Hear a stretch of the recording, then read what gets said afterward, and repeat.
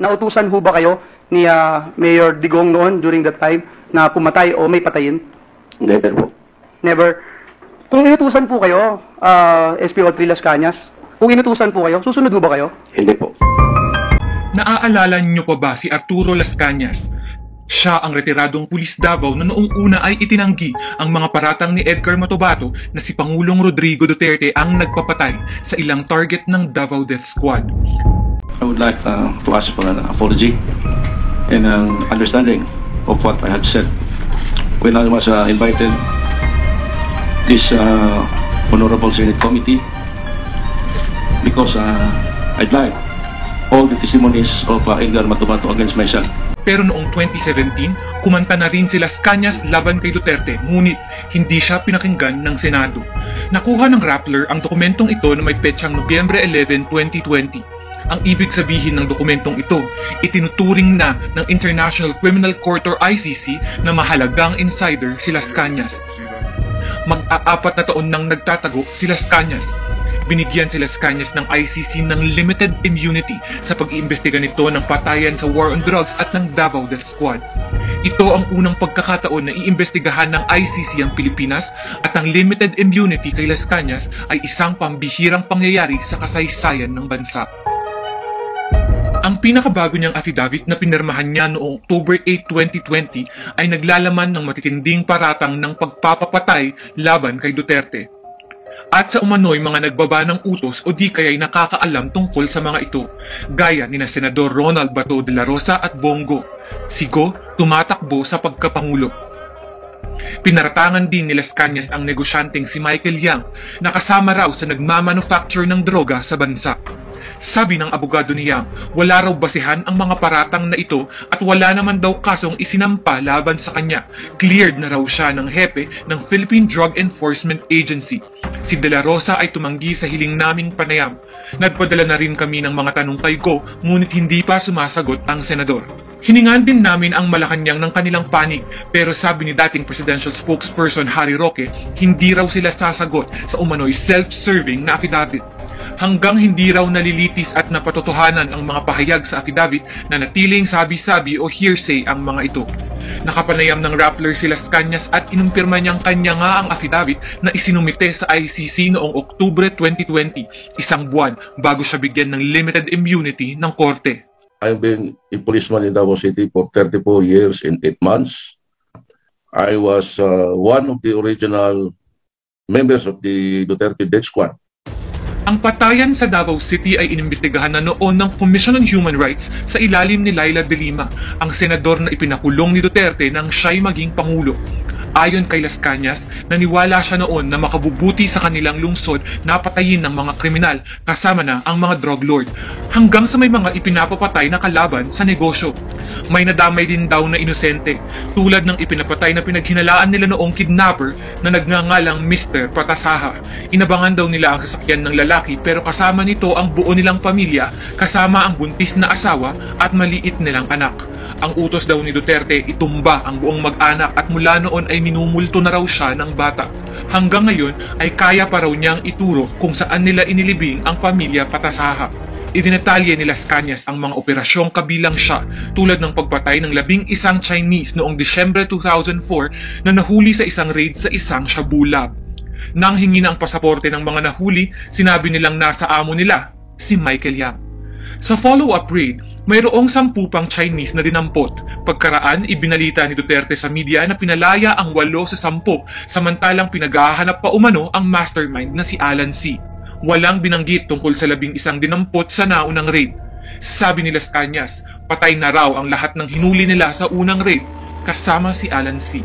Idinatalye rin ni Las Cañas ang pagpatay sa nasa 5 o 6 na construction workers sa Barangay Buhangin sa Davao City, dahil sa suspetsyang may alam sila sa isang Shabu Lab sa kanilang lugar.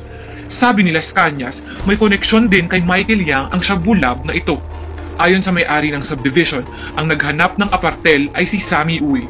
Ang lumipat sa unit, kaibigan daw ni Michael Yang. Si Uy nag-donate ng 30 milyong piso sa presidential campaign ni Duterte. Sabi pa ni Las Cañas, sumusunod lang siya sa utos.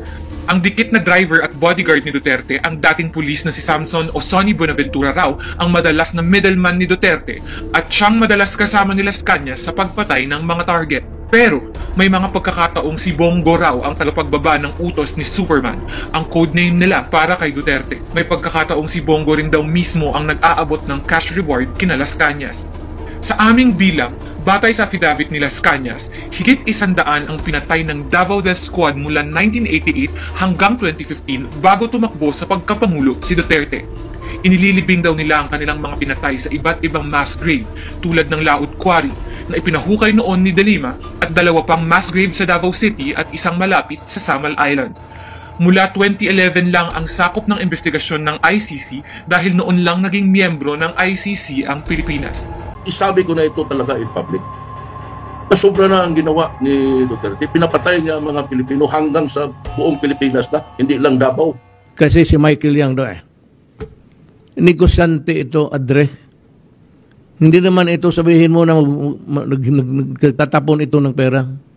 May contact ito sa China na malalaking korporasyon at siya ang pagador, made their entry here.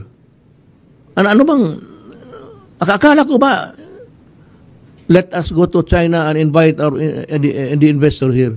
Ganito ipagtanggol ni Duterte ang kanyang dating economic advisor na si Yang mula sa pagkakasangkot sa mga maanumalyang kontratang ibinigay ng gobyerno sa Pharmaly Pharmaceutical Corporation sa panahon ng pandemya.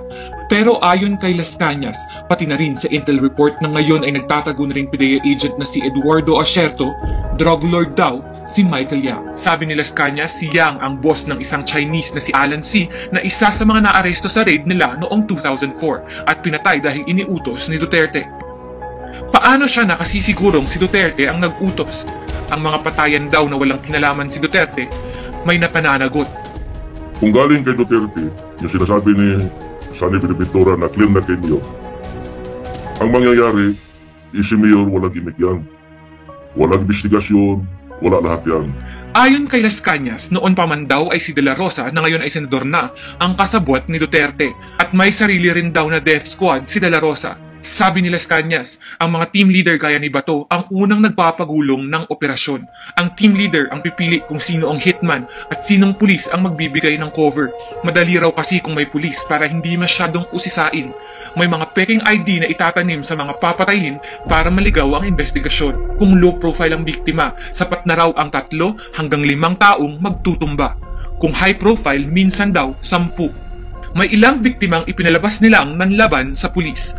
Katulad ng kwento ng higit 7,000 di umano'y drug suspect na pinatay ng pulis sa war on drugs ng Pangulo na si Duterte. Sa report ng ICC Pre-Trial Chamber, may malakas na koneksyon daw ang patayan sa Davao City kung saan sangkot ang Davao Death Squad sa patayan sa buong Pilipinas nang inilunsad ni Pangulong Rodrigo Duterte ang war on drugs. Kaya isinama ng ICC ang Davao Death Squad sa sakop ng kanilang investigasyon kung saan magiging witness si Las Cañas.